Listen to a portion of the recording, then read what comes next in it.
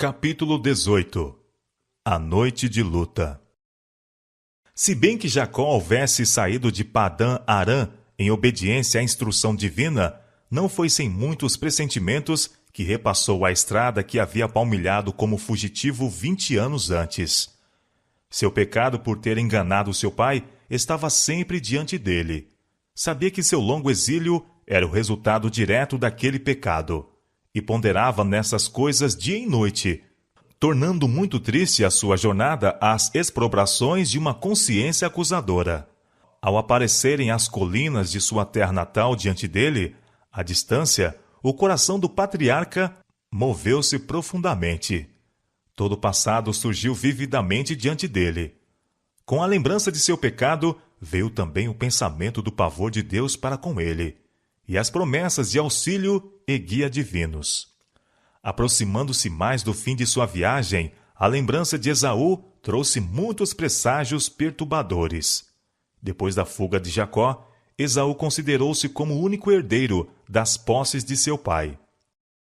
A notícia da volta de Jacó excitaria o temor de que ele viesse para reclamar a herança. Esaú era agora capaz de fazer grande mal a seu irmão, se estivesse disposto a tal, e poderia ser levado à violência contra ele, não somente pelo desejo de vingança, mas a fim de tranquilamente obter a posse da riqueza que durante tanto tempo havia considerado como sua. De novo o Senhor concedeu a Jacó um sinal do cuidado divino. Enquanto ele viajava do monte Gileade em direção ao sul, 2 exércitos de anjos celestiais pareciam cercá-lo, atrás e adiante, avançando com seu grupo como que para protegê-los. Jacó lembrou-se da visão em Betel, tanto tempo antes, e o coração sobrecarregado se lhe tornou mais leve com esta prova de que os mensageiros divinos, que lhe haviam trazido esperança e coragem em sua fuga de Canaã, deveriam ser os guardas de sua volta. E ele disse: Este é o exército de Deus. E chamou o nome daquele lugar Manaim, 2 exércitos ou bandos. Todavia Jacó entendeu que tinha algo a fazer para conseguir sua própria segurança. Expediu, portanto, mensageiros com uma saudação conciliadora a seu irmão. Instruiu-os nas próprias palavras pelas quais deveriam dirigir-se a Esaú. Tinha sido predito antes do nascimento dos irmãos que o mais velho serviria ao mais moço, e para que a lembrança disto não fosse causa de amargura, Jacó disse aos servos que eles eram enviados a meu senhor Esaú. Quando se encontrassem diante dele, deveriam referir-se ao seu senhor como Jacó, teu servo. E para afastar o receio de que estivesse a voltar como um errante destituído de bens, a fim de exigir a herança paternal, Jacó teve o cuidado de declarar em sua mensagem: Tenho bois e jumentos, ovelhas e servos e servas, e enviei para o anunciar a meu senhor, para que ache graça em teus olhos. Mas os servos voltaram com as novas de que Esaú se aproximava com 400 homens, e resposta alguma se enviava à amigável mensagem. Parecia certo que ele vinha para tirar desforra. O terror invadiu o acampamento. Jacó temeu muito e angustiou-se. Não podia voltar e receava avançar. Seu grupo, desarmado e indefeso, estava inteiramente despreparado para um encontro hostil. Em conformidade com isto, dividiu-os em 2 bandos, de modo que se um fosse atacado, o outro poderia ter oportunidade de escapar. Enviou de seus vastos rebanhos presentes generosos a Esaú com uma mensagem amigável. Fez tudo ao seu alcance para expiar a falta para com seu irmão e afastar o perigo ameaçado. E então, com humilhação e arrependimento, rogou a proteção divina. Tu me disseste: torna tua terra e a tua parentela, e far-te-ei bem. Menor sou eu que todas as beneficências, e que toda a fidelidade que tiveste com teu servo, porque com meu cajado passei este Jordão, e agora me tornei em 2 bandos. Livra-me, peço-te, da mão de meu irmão, da mão de Esaú, porque eu temo que porventura não venha e me fira, e a mãe com os filhos. Tinham agora chegado até o rio Jaboque, e ao sobrevir a noite, Jacó enviou sua família através do val do rio, enquanto ele ficou só, atrás. Decidira-se a passar a noite em oração, e desejou estar a sós com Deus. Deus poderia abrandar o coração de Esaú. Nele estava a única esperança do patriarca. Isso foi em uma região solitária, montanhosa, retiro de animais selvagem e esconderijo de salteadores e assassinos. Sozinho e desprotegido, Jacó prostrou-se em terra, com profunda angústia. Era meia-noite. Tudo o que lhe tornava cara a vida estava à distância, exposto ao perigo e à morte. Mais amargo do que tudo era o pensamento de que fora o seu próprio pecado o que acarretara este perigo sobre os inocentes.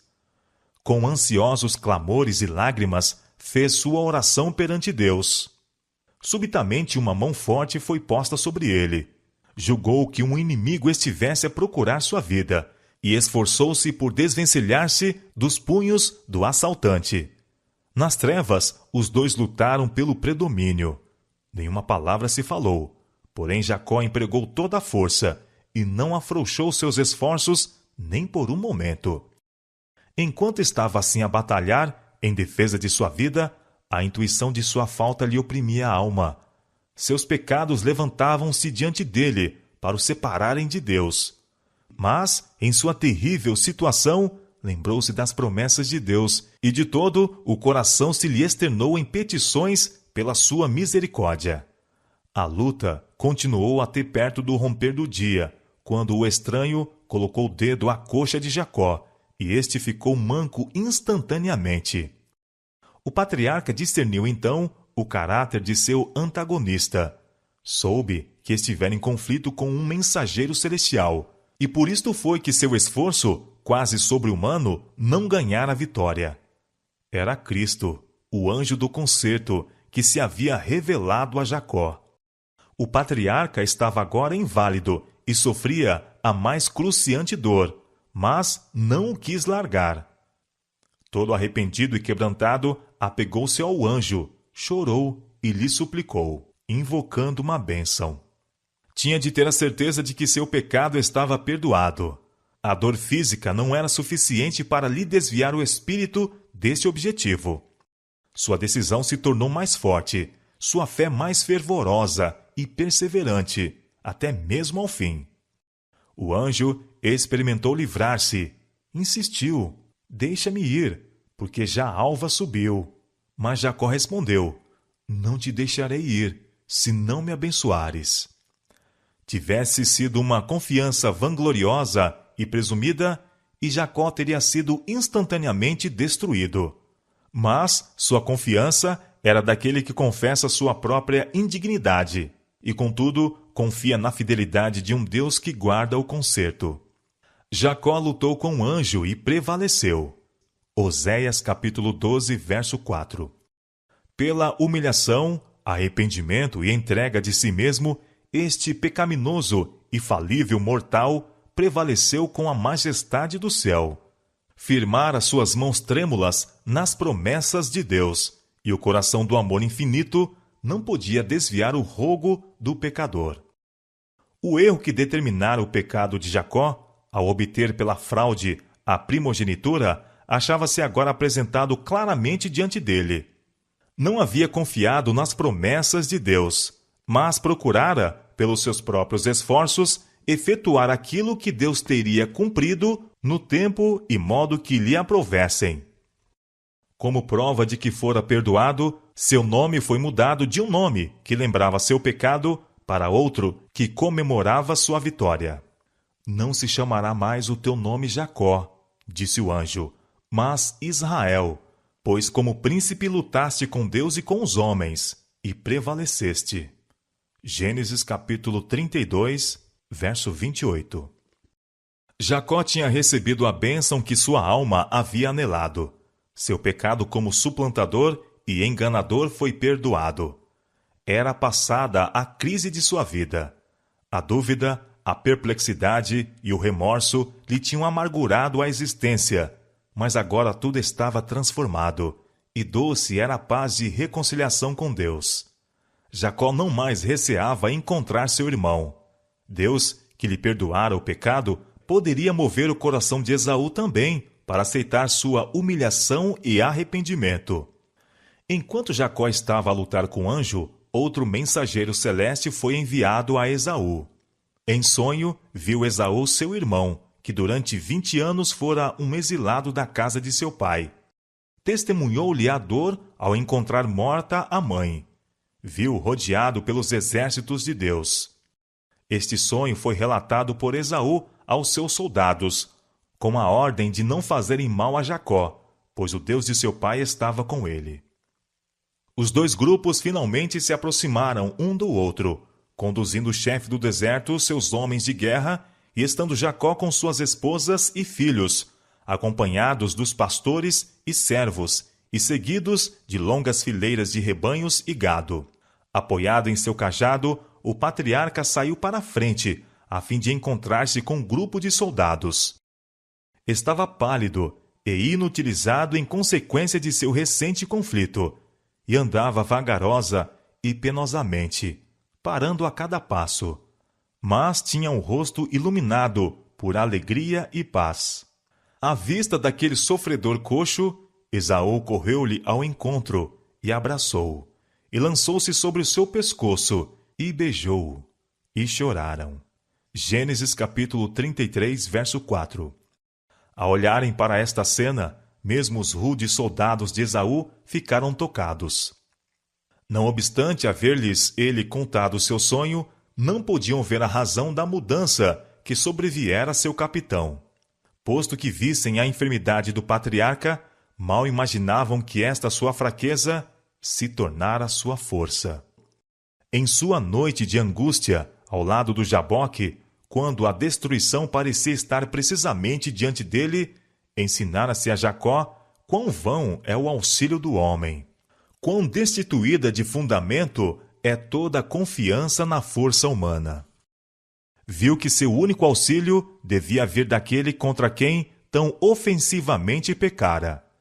Desamparado e indigno, rogou a promessa de misericórdia de Deus ao pecador arrependido. Aquela promessa foi a sua certeza de que Deus lhe perdoaria e o aceitaria. Mais facilmente poderiam o céu e a terra passar do que falhar aquela palavra. E foi isto que o alentou durante aquele terrível conflito.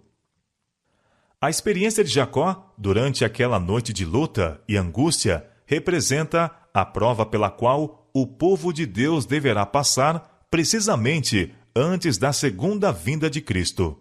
O profeta Jeremias, em santa visão, olhando para este tempo, diz: Ouvimos uma voz de tremor, de temor, mas não de paz. Por que se têm tornado macilentos todos os rostos? Ah, porque aquele dia é tão grande que não houve outro semelhante, e é tempo de angústia para Jacó. Ele, porém, será livrado dela. Jeremias capítulo 30, versos 5 a 7.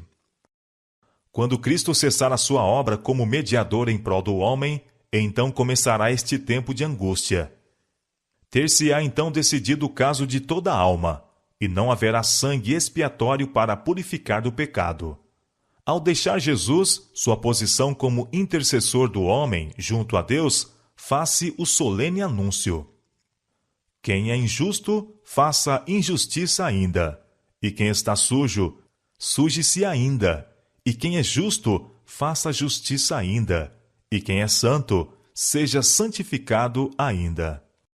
Apocalipse capítulo 22, verso 11. Então, o espírito repressor de Deus é retirado da terra. Assim como Jacó foi ameaçado de morte por seu irmão irado, o povo de Deus estará em perigo por parte dos ímpios, que procurarão destruí-los.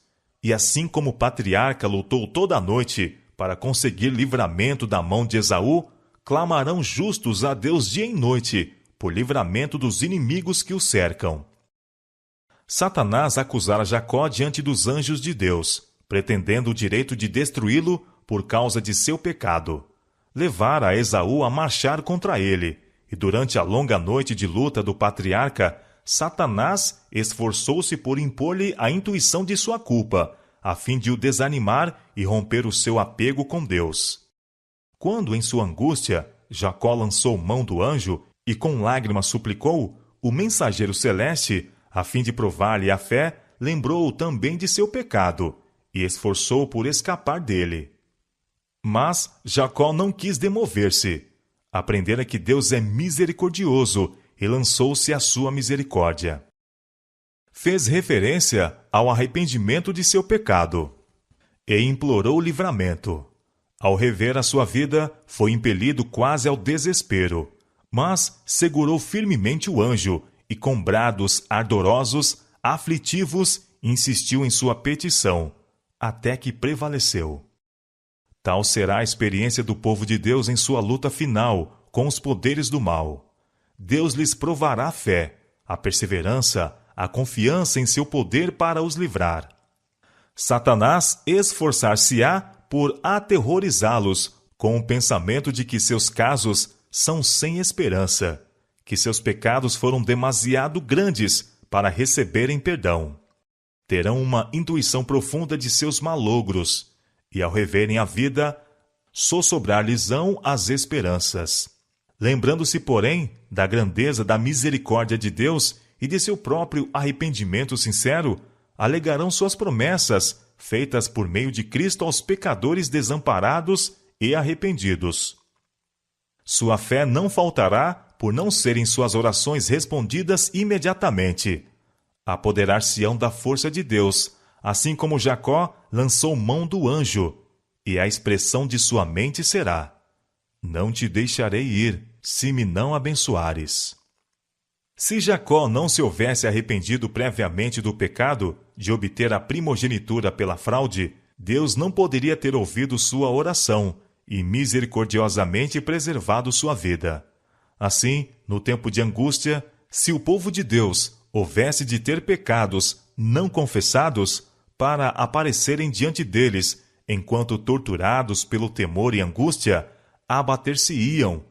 O desespero lhes cortaria a fé, e não poderiam ter confiança para pleitearem com Deus seu livramento. Mas, conquanto tenham uma intuição profunda de sua indignidade, não terão faltas ocultas a revelar. Seus pecados ter-se-ão apagados pelo sangue expiatório de Cristo, e eles não os podem trazer à lembrança. Satanás leva muitos a crer que Deus não tomará em consideração a sua infidelidade nas menores coisas da vida. Mas o Senhor mostra, em seu trato com Jacó, que ele não pode de maneira alguma sancionar ou tolerar o mal. Todos os que se esforçam por desculpar ou esconder seus pecados e permitem que eles permanecem nos livros do céu, sem serem confessados ou perdoados, serão vencidos por Satanás. Quanto mais exaltada for a sua profissão e mais honrada a posição que ocupam, mais ofensiva é a sua conduta aos olhos de Deus, e mais certo a vitória do grande adversário. Contudo, a história de Jacó é uma segurança de que Deus não repelirá aqueles que foram atraídos ao pecado, mas que voltaram a ele com verdadeiro arrependimento. Foi pela entrega de si mesmo e por uma fé tranquilizadora que Jacó alcançou o que não conseguiria ganhar com conflito em sua própria força. Deus assim ensinou a seu servo que o poder e a graça divina unicamente lhe poderiam dar a bênção que ele desejava com ardor. De modo semelhante, será com aqueles que vivem nos últimos dias. Ao rodearem-nos os perigos e apoderar-se da alma o desespero, devem confiar unicamente nos méritos da obra expiatória. Nada podemos fazer de nós mesmos. Em toda a nossa desajudada indignidade, devemos confiar nos méritos do Salvador crucificado e ressuscitado. Ninguém jamais perecerá enquanto fizer isto. A lista longa e negra de nossos delitos está diante dos olhos do Ser Infinito. O registro é completo. Nenhuma de nossas ofensas é esquecida. Aquele, porém, que ouviu os clamores de seus servos na antiguidade, ouvirá a oração da fé e perdoará as nossas transgressões. Ele o prometeu e cumprirá a sua palavra. Jacó prevaleceu porque foi perseverante e resoluto. Sua experiência testifica do poder da oração importuna. É agora que devemos aprender esta lição de oração que prevalece, de uma fé que não cede. As maiores vitórias da Igreja de Cristo, ou do cristão em particular, não são as que são ganhas pelo talento ou educação, pela riqueza ou favor dos homens. São as vitórias ganhas na sala de audiência de Deus, quando uma fé cheia de ardor e agonia lança mão do braço forte do Todo-Poderoso. Aqueles que não estiverem dispostos a abandonar todo o pecado e buscar fervorosamente a bênção de Deus, não a obterão. Mas todos os que lançarem mão das promessas de Deus, como fez Jacó, e forem tão fervorosos e perseverantes como ele o foi, serão bem-sucedidos como ele. E Deus não fará justiça a seus escolhidos que clamam a ele de dia e de noite, ainda que tardio para com eles? Digo-vos que depressa lhes fará justiça. São Lucas, capítulo 18, versos 7 e 8.